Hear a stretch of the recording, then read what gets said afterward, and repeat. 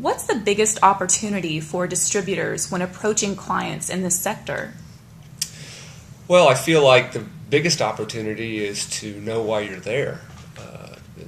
The most important thing that we can do is help them achieve their objectives, and sometimes those objectives are incremental revenue, which requires a very different sort of tactical mindset versus helping them do a better job of caring for their patients and achieving their mission, which I think requires a very different skill set and tactical requirements. And I think clients really appreciate when you make a differentiation between the two, and quite frankly, when you acknowledge that, the value of each, but where you're coming from.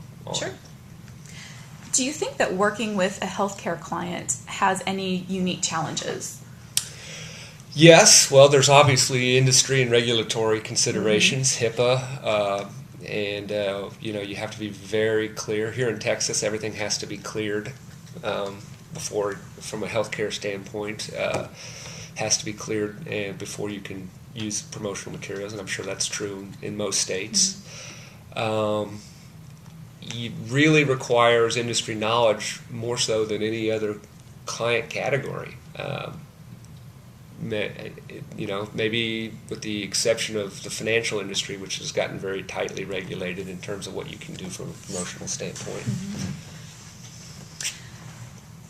Now, what is your top advice for distributors hoping to win business with a healthcare client?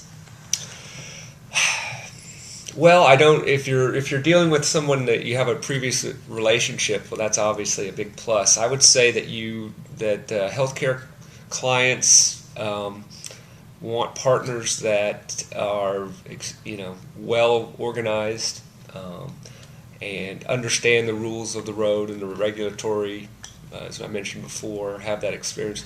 They want to minimize a learning curve. Healthcare industry is very stretched right now, and they're being asked to do more with less, and they want a partner who can basically become their outsourced marketing department and with very little learning curve involved. Okay. All right. Thank you.